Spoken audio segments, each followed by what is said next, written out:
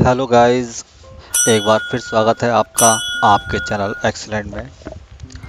आज हम बात करेंगे बिगिनर्स के लिए जिन्होंने कभी एक्सेल में काम नहीं किया। और जब कोई बंदा नया नया काम करता है तो उसके लिए थोड़ा सा यू नो थोड़ा सा स्कैरी सा होता है कि भाई उसमें कैसा काम होगा। और उसने सुना होता है कि भाई बहुत सारी इसमें कैलकुलेशंस होती हैं और आपको मैथमेटिक्स आपका अच्छा होना चाहिए, और भी लोग सुन लेते हैं। तो उन सब चीज़ों को अलग रखते हैं। मैं ये मानता हूँ कि सपोज करो कि आपको कुछ आता ही नहीं है। एक बंदा जिसने कि काम किया है, बाकी एप्लीकेशन में काम किया पर एक्सेल में कभी काम नहीं किया, तो उसे बेसिकली कट कॉपी पेस्ट सब आता है। लेकिन उसे थोड़ा जानना है कि एक्सेल के बारे में एटलीस्ट कि वो कभी कुछ, अगर उसका बॉस बोल दे कि भैया ये लो एंट्री करो उसकी एक्सेल सीट में, या फिर थोड़ा सा आप देख लो, तो उसकी समझ थोड़ी होनी चाहिए। तो शुरू करते हैं। फॉर एग्जांपल कि आपने एक्सेल खोली। जैसे ही आप एक्सेल खोलेंगे तो कोई सा भी वर्जन हो, अभी मैं आपको बता रहा हूँ एक्सेल 2013 में, तो आप कोई सा भी एक्सेल खोलें, वो क्या करेगा, सबसे पहले आपको एक तो देगा आपको ब्लैंक डॉक्यूमेंट, और बाकी देगा प्री डिफाइंड फॉर्मेट्स देगा कि अगर आपको कोई इनवॉइस बनानी है, या आपको सेल्स की बनानी है, या कुछ भी बनानी है एक्स वाई जी, तो वो आपको दे देगा। खैर छोड़िए, इसको तो हम बाद में देखेंगे। अभी हम स्टार्ट करते हैं ब्लैंक फाइल से। ये आ गया। अब इसमें आपको बता दूं मैं आपको कि ये जो चीज़ है, अब आपको इसके बारे में थोड़ा जानना है कि ये सब क्या है, ये ए बी सी डी क्या है, ये 1 2 3 क्या है, और इसमें टाइप करने का क्या प्रोसीजर है। क्या हम हर जगह टाइप कर सकते हैं, या किस तरह टाइप कर सकते हैं, किस तरह टाइप करना चाहिए एटलीस्ट। इसमें दो फैक्टर हैं। एक तो ये कि अगर आपको डेटा प्रिंट करना है, देन आपको थोड़ा सोचना पड़ेगा कि आप किस तरह से डेटा मैनेज करते हैं। और आपको अगर अगर डेटा प्रिंट नहीं करना है, फिर तो कोई लिमिट नहीं है कि आप यहाँ भी टाइप कीजिए, कहीं भी टाइप कीजिए, या दूर तक ले जाइए, कोई फर्क नहीं पड़ता। तो अगर ऑफिस में किसी को प्रिंट निकालना होता है, तो उसके लिए हम लोग क्या करते हैं कि पहले से ही सेट कर देते हैं एक एरिया, एक लाइन, जो कि मैं बता देता हूँ आपको पहले से ही कि यहाँ व्यू में जाएंगे और दिखाएंगे पेज ब्रेक। पेज ब्रेक करने के बाद आप नॉर्मल पाएंगे, तो देखिए ये बता रहा है कि अगर आपने कुछ भी टाइप किया तो वो इस लाइन के बाहर नहीं जाना चाहिए। मीन्स अब जो आप टाइप करेंगे वो सब इसके अंदर टाइप करेंगे। ये नहीं कि आपने कोई आपके कॉलम्स थे और आपने यहाँ भी टाइप कर दिया, फिर आप सोचते हो कि प्रिंट में आ जाए। ठीक है, तो ये लिमिट यहाँ तक की है, और नीचे जो लिमिट है वो ये वाली है। क्लियर है। अब इसके बारे में जान लेते हैं कि कौन सी चीज़ क्या है। तो इसमें आप कुछ चीज़ जान लीजिए कि किसको हम क्या बोलते हैं। जैसे कि ये जो आपको दिख रहा है A B C D E F, ये होते हैं आपके कॉलम्स, और ये 1 2 3 4 5 6, ये सब होती हैं आपकी रोज़। और ये जो आपका है इसको बोलते हैं हम नेम बॉक्स, और आपका ये जो है इसे बोलते हैं हम फॉर्मूला बार। ये जो पूरा डॉक्यूमेंट जिस पर काम कर रहे हैं उसको बोलते हैं हम वर्कशीट, और ये जितने भी हैं इसको बोलते हैं सेल्स। अब इसमें आप देखिए कि हमें एक चीज़ जान लेते हैं कि ये जो एंट्रीज है ये हम कहाँ तक कर सकते हैं, नीचे कहाँ तक कर सकते हैं, और यहाँ राइट में कहाँ तक कर सकते हैं। तो देखिए अभी जो हमारा वर्जन चल रहा है वो जिसमें मैं बता रहा हूँ आपको, ये 2013 है। तो 2003 की अगर बात करें तो तब उस समय में ये जो रोज़ होती थी नीचे तक, ये होती थी हमारी 65,000 अराउंड, और कॉलम होते थे 256। बट लेटर ऑन जब डेटा की रिक्वायरमेंट बढ़ गई कि भी हमको और डेटा सेव करना है, तो 2007 और उसके बाद जितने भी वर्जन आ रहे हैं सब में जो है रो वो 10 लाख के अराउंड आती है, और कॉलम जो होती है ये 16,384 के आते हैं। ये जो आपको दिख रहे हैं डॉट एक्सएलएस, ये बेसिकली फाइल की एक्सटेंशन होती है। जो हम जब फाइल सेव होती है तो वो डॉट एक्सएलएस नाम से होती है, लास्ट में लगता है उसके। और ये dot X L S X. So 2007 के बाद जो भी फाइल अगर सेव होती है वो dot X L S X ही होती है। तो अगर आप कहीं फाइल देखो और उसके नाम का लिखो .xls, मतलब वो 2003 की फाइल है, मतलब पुरानी फाइल है, वो पुराना वर्जन है। और उसके बाद जितनी भी आ रही है .xls वो 2007 के बाद की हैं, 2007 उसके आगे बात की। तो नेम बॉक्स आप देख लेते हैं कि नेम बॉक्स क्या करता है। नेम बॉक्स आपको बताता है एड्रेस, कि जो भी सेल आप सेलेक्ट करते हैं, लेट्स सपोज आपने यहाँ क्लिक किया तो बताएगा K9, मतलब K कॉलम एंड 9th रो, या फिर जो भी सेलेक्ट करेंगे आप F कॉलम 9th रो, तो ये आपको बताता है, ये आपको बताता है एड्रेस। यहाँ आते हैं, ये है फॉर्मूला बार। यहाँ पर आप कोई भी जब कैलकुलेशन करते हैं छोटी बड़ी, तो आप यहीं पर करेंगे आप। इसके बाद ये जो कॉलम्स है, इनकी जो हाइट और विड्थ, मीन्स रो की जो हाइट है और कॉलम की विड्थ को आप मैनुअली क्लिक करके यहाँ से ड्रैग करके बड़ा कर सकते हैं और ड्रैग करके छोटा कर सकते हैं। और आपको कोई स्पेसिफाई विड्थ चाहिए तो आप सेलेक्ट कीजिए, राइट क्लिक कीजिए, कॉलम विड्थ, और यहाँ पर आपको जितनी करनी है 40-50 वो कर दीजिए। अगर एक साथ सारे कॉलम करने हैं तो ये पकड़िए और शिफ्ट के साथ शिफ्ट दबाइए, और उसके बाद अगला कॉलम सेलेक्ट कीजिए, सारे कॉलम सेलेक्ट हो जाएंगे। उसके बाद राइट क्लिक कीजिए, कॉलम विड्थ, और जो भी आपको रो देनी उसकी विड्थ देनी है, फॉर एग्जांपल 10 हो गई। ऐसे ही रो के साथ है कि अगर इसकी हाइट आपको एक से करनी है तो आपने इसको सेलेक्ट किया और उसके बाद शिफ्ट दबाया और ये सेलेक्ट करा। अब राइट क्लिक किया, रो हाइट, उसके बाद इसको अगर करना है 40 तो देखिए 40 हो गई। सो इस तरह से आप या तो मैनुअली या फिर आप इसको स्पेसिफाई कर सकते हैं कि इतनी विड्थ होनी चाहिए। थोड़ा आगे चलते हैं। तो फॉर एग्जांपल कि अब मैं बताता हूँ कि हमने लिखा इसमें कुछ सेल में, अब जैसे कि हर एप्लीकेशन में आपने देखा होगा कि फ़ॉन्ट होता है, कलर होता है, तो वैसे ही यहाँ भी है। तो अगर मुझे फ़ॉन्ट का स्टाइल चेंज करना है तो मैं यहाँ से उसका स्टाइल चेंज कर सकता हूँ। यहाँ पर आपके देख लीजिए जो भी आपके फ़ॉन्ट अवेलेबल होंगे सिस्टम में, उसके अकॉर्डिंग आप अपना स्टाइल चूज़ कर सकते हैं।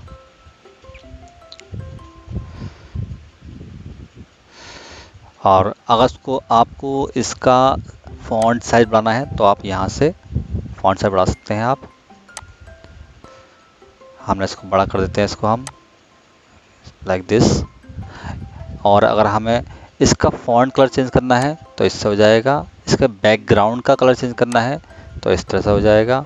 ये होता है बोल्ड, ये होता है इटैलिक, ये होता है strike through, I mean underline.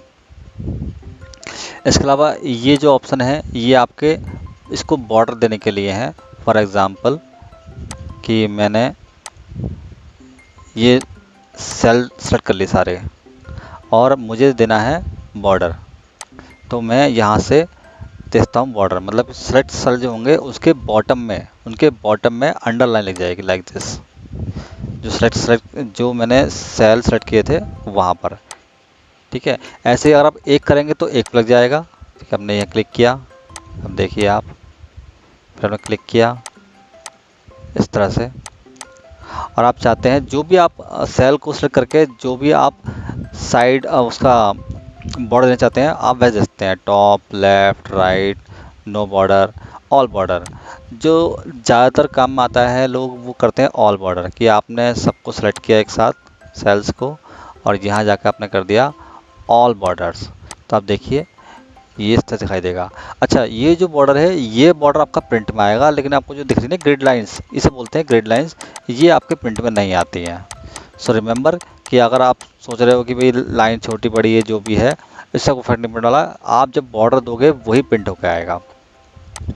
इसके अलावा इसमें और ऑप्शन भी है कि बॉटम ये थिक लाइन है, मतलब कि अगर आपने सेलेक्ट करा इसको और आपने सेलेक्ट एरिया को करा थिक लाइन तो इसकी लाइन जो है मोटी हो जाती है। इसके अलावा बॉटम डबल बॉर्डर, मतलब कि अगर आपने कोई सेल सेलेक्ट कर रखा है यहाँ पर और आपने कर दिया उसको बॉटम डबल बॉर्डर, देखिए डबल बॉर्डर आ गया लाइक दिस। तो इस तरह से आप मनचाहा कोई भी बॉर्डर आप दे सकते हैं। आप चलते हैं। जो मैं आपको बताता हूँ जो चीज़ काम की होगी आपको वही बताता हूँ, बजाय इसके कि आप ज़्यादा चीज़ अभी समझें। ठीक है, इसके अलावा कि सपोज़ करो कि ये जो बॉर्डर्स है मुझे इसका कलर चेंज करना है, अभी ब्लैक मारा है, मुझे कोई और कलर चाहिए। तो इसके लिए हम क्या करते हैं कि हम पहले लाइन कलर जाते हैं और पहले कोई कलर चूज़ कर लेते हैं। फॉर एग्जांपल मैंने कहा कि भैया रेड कलर के आने चाहिए, तो मैंने रेड पर क्लिक कर लिया, ये आ गया। और उसके बाद एस्केप मार देंगे और फिर सेलेक्ट करेंगे, और उसके बाद जब भी आप कोई बॉर्डर कलर देंगे, ठीक है, तो वो रेड आएगा। आप कहीं भी आप देंगे ये रेड ही आएगा। आप देख रहे हैं ये। तो अगर मुझे फिर से कलर चेंज करना है, मैं फिर से जाऊंगा और यहाँ पर मैं करूँगा ब्लू। ठीक है, फिर उसके बाद एक बार आप एस्केप मार दीजिएगा और फिर आप जो है सेलेक्ट कीजिए, फिर देखिए आप blue blue like this. Line style मतलब जो भी आप यहाँ बॉर्डर आप दे रहे हैं इसका आप स्टाइल भी चेंज कर सकते हैं। आपने सपोज करा कि सपोज ये करा कि डॉट लाइन, एक सेलेक्ट कर लिया आपने। उसके बाद एक बार आप एस्केप मार दीजिए, ESC वाला जो टॉप के लेफ्ट में होता है, उसके बाद आप चूज़ कीजिए। ये देखिए आ गई डॉट लाइन, ये देखिए आ गई डॉट लाइन, ये है। अब देखते हैं एक है ये फॉर्मेट पेंटर, ये बहुत काम का है। फॉर एग्जांपल कि यहाँ पर मैंने कुछ रख ली वैल्यूज़, और ये वैल्यूज़ हैं, इसका मैंने कलर दे दिया और इसका फॉन्ट डाल दिया मैंने। अब क्या है कि मुझे सेम ये जो फॉर्मेट है इसका डिज़ाइन मुझे चाहिए यहाँ भी। फॉर एग्जांपल कि यहाँ पर लिखा हुआ है 2। अब ये जो सेम डिज़ाइन है, फॉन्ट साइज़ है, जो भी कुछ है, ये सेम चीज़ में चाहिए यहाँ पर। तो हम क्या करेंगे, अब इसका मतलब ये नहीं कि आप बार बार जो है ये कलर फिल करें, बॉर्डर लें और ये सब काम करें। आप क्या करेंगे, सिर्फ इसको आपने सेलेक्ट किया सेल को, आप चाहते हैं ये सेल का जो फॉर्मेट है ये यहाँ पर आ जाए, तो आपने सेलेक्ट किया इसको, आपने फॉर्मेट पेंटर पर क्लिक किया। उसके बाद जहाँ आपको चाहिए, जहाँ तक चाहिए आप ड्रैग कर सकते हैं, और एक पे चाहिए तो एक पे कर सकते हैं। आपने ये लिया और इस तरह से ये बन गया। तो फॉर्मेट पेंटर क्या करता है कि आप जो भी चाहते हैं उस तरह का स्टाइल देता है। फॉर एग्जांपल मैंने यहाँ लिखा दिनेश और मुझे चाहिए ये वाला स्टाइल, तो मैंने क्या करा, फॉर्मेट पेंटर पर क्लिक किया, उसके बाद यहाँ क्लिक किया, देखिए आ गया। तो इस तरह से आप फॉर्मेट पेंटर का यूज़ कर सकते हैं। इसके बाद हमारे पास आता है रैप टेक्स्ट। रैप टेक्स्ट क्या करता है बेसिकली कि फॉर एग्जांपल आपके पास लिखा हुआ है दिस इज़ माय कंट्री, और आपको कहा गया है कि भैया इसके आगे ना आप जान सकते, आपको इसकी हाइट जो कॉलम है उसकी जो विड्थ है वो इतनी रखनी है, भले ही आप हाइट बढ़ा लो, मतलब आप भले ही ये बढ़ा लो हाइट, ठीक है, लेकिन आप विड्थ नहीं बढ़ा सकते। तो इस केस में क्या कर सकते हैं कि आप हाइट को नीचे, इसको नीचे करने के बाद या फिर नहीं भी करेंगे तो यहाँ पे एक ऑप्शन होता है रैप टेक्स्ट। ये क्या करता है कि टेक्स्ट को रैप करता है, और ये ऑप्शन बेसिकली सारे ही एप्लीकेशन में मिलता है आपको टाइप करने वाली। या आपने क्लिक किया, अब देखिए आप ये आ गया, ठीक है। तो आप इस हिसाब से रैप टेक्स्ट कर सकते हैं। मर्ज एंड सेंटर, ये बेसिकली क्या करता है कि आप जो दो सेल्स होते हैं ये उनको जोड़ता है। कि सपोज़ करो कि मैंने यहाँ लिखा सब्जेक्ट, ये हो गया हिंदी, ये हो गया इंग्लिश। अब इनका हेडिंग जो है वो चाहिए एक हमको, तो हमने इसको सेलेक्ट किया, इसको और इसको, और यहाँ पर हमने कर दिया मर्ज एंड सेंटर। तो यहाँ पर आप इसको इस तरह कर सकते हैं, मतलब दो सेल को हमने एक साथ मर्ज कर दिया, ये हो गया। इसके अलावा जो है ये आपके स्टाइल लिखने के, जैसे मैंने यहाँ लिखा, ये बेसिकली आपको बताएगा कि बॉटम अलाइन, कि ये बॉटम अलाइन है, और ये आपका यहाँ पर अलाइन राइट है, मतलब बॉटम में रहेगा पर राइट से हो जाएगा, ठीक है। ये क्या है आपका सेंटर, बॉटम में रहेगा पर सेंटर में रहेगा, ये बॉटम में रहेगा पर लेफ्ट से हो जाएगा। हम चाहते हैं कि रहे ये लेफ्ट में लेकिन क्या हो कि टॉप से हो, तो ये टॉप में आ गया। यहाँ क्या होगा, ये मिडल में आ जाएगा, मिडल में हो गया। यहाँ से क्या होगा, ये सेंटर में आ जाएगा। तो इस तरह से आप अपने अकॉर्डिंग टेक्स्ट की पोजीशन रख सकते हैं। इसके अलावा यहाँ पर स्टाइल है कि आपको किसी भी वैल्यू को, टेक्स्ट को किस तरह लिखना है, आपको ऐसा लिखना है या आपको ऐसा लिखना है या आपको किस स्टाइल लिखना है, वो आपको यहाँ पर ऑप्शन चूज कर सकते हैं आप।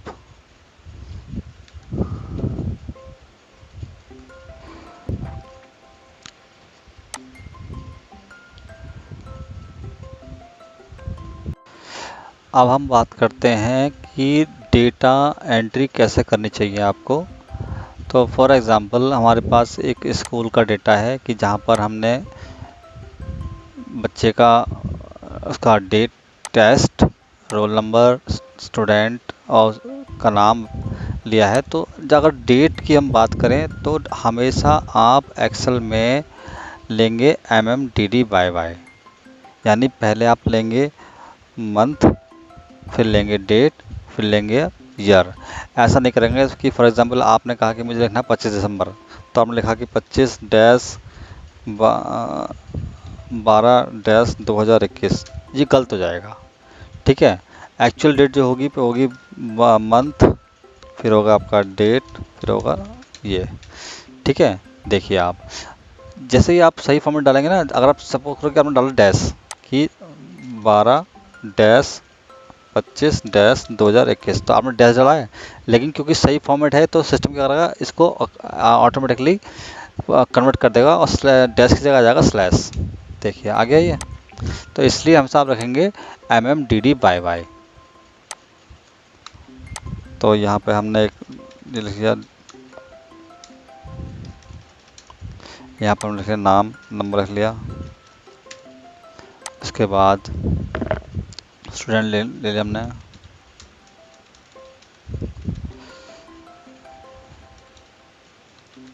सब्जेक्ट हिंदी,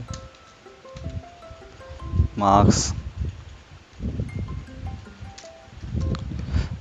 45, और इसी तरह से आप नेक्स्ट डेट बेस लिखेंगे आप कि सपोज़ एक ही डेट में मल्टीपल लोगों के बच्चों के मार्क्स देखने हमने कॉपी किया, पेस्ट किया। कोई नया बच्चा है,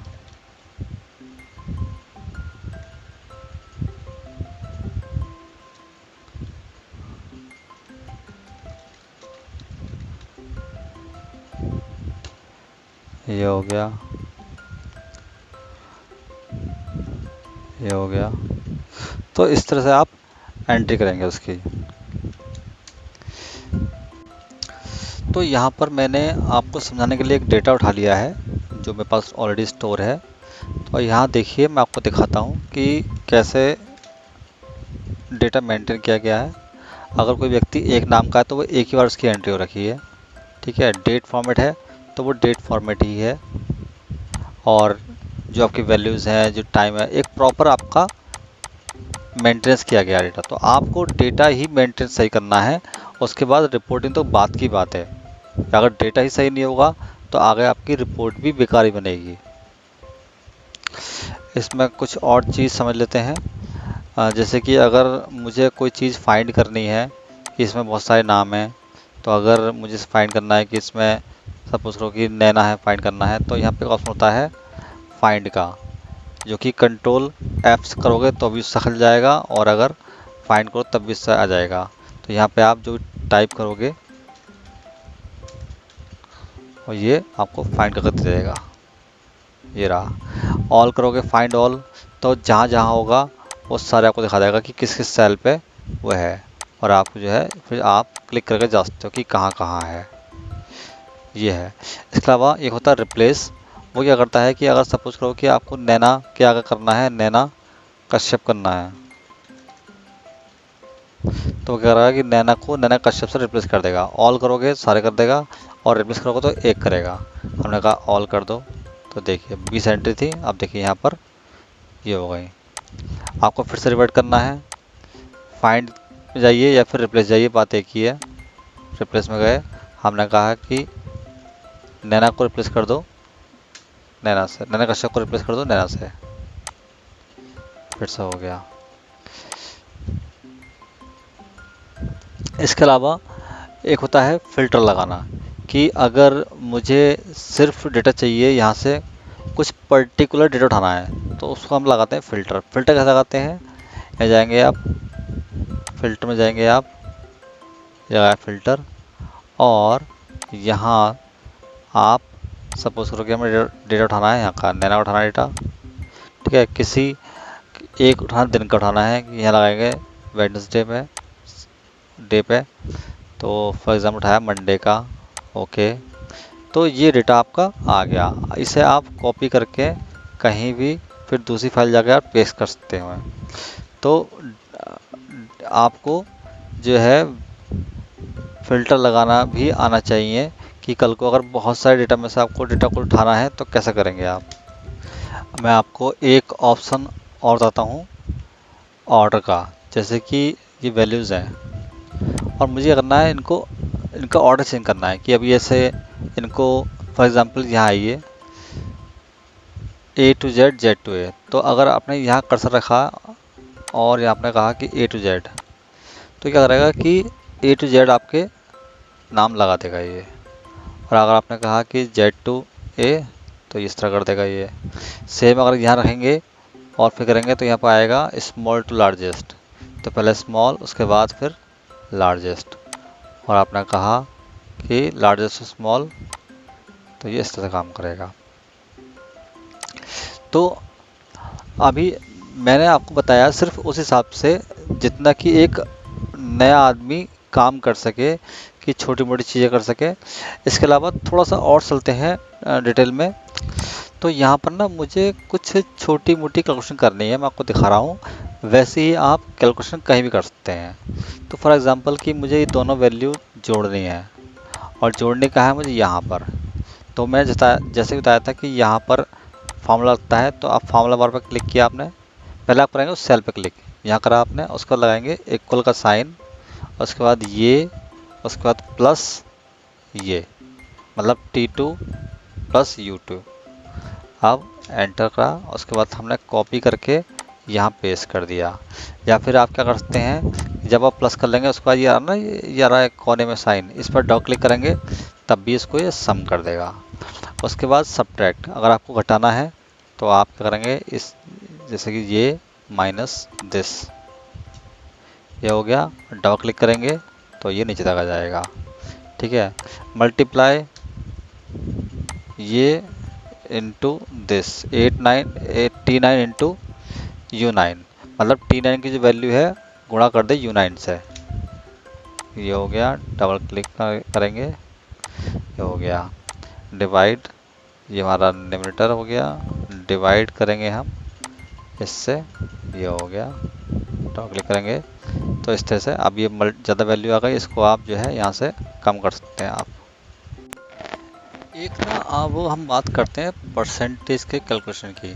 अच्छा, एक्सेल में एक एक कैच है कि जब आप कैलकुलेशन करते हैं तो फॉर एग्जांपल कि हमारा ये टारगेट है और ये हमारा अचीव अमाउंट है, या फिर कुछ भी XYZ, ठीक है। तो हमारी कैलकुलेशन क्या होती है, सिंपल सी, कि भाई जो हमने अचीव किया डिवाइड बाय टारगेट इनटू हम 100 करते हैं, ये करते हैं। तो उससे क्या हुआ कि जैसे ये आ गया 75, ठीक है। अब क्या है कि इसमें 75 आपने कर दिया, ये आ गया, लेकिन इसमें परसेंट का साइन नहीं आया। इसमें क्या हुआ, परसेंट का साइन नहीं आया।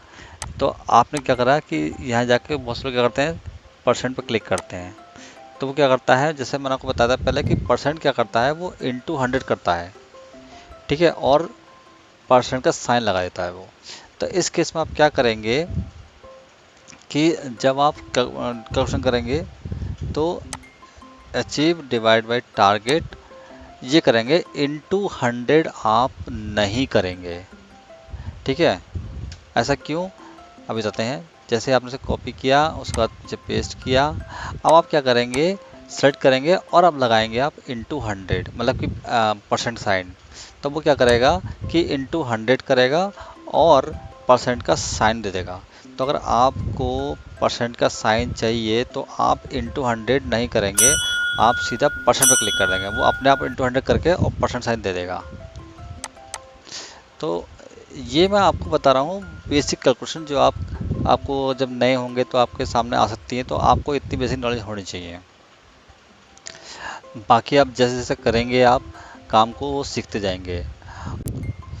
आशा करता हूँ कि वीडियो आपको पसंद आई होगी। अगर पसंद आई है तो लाइक कीजिए, कमेंट कीजिए, चैनल को सब्सक्राइब कीजिए और बने रहिए हमारे साथ। मिलते हैं नेक्स्ट वीडियो में। सी यू सून, बाय।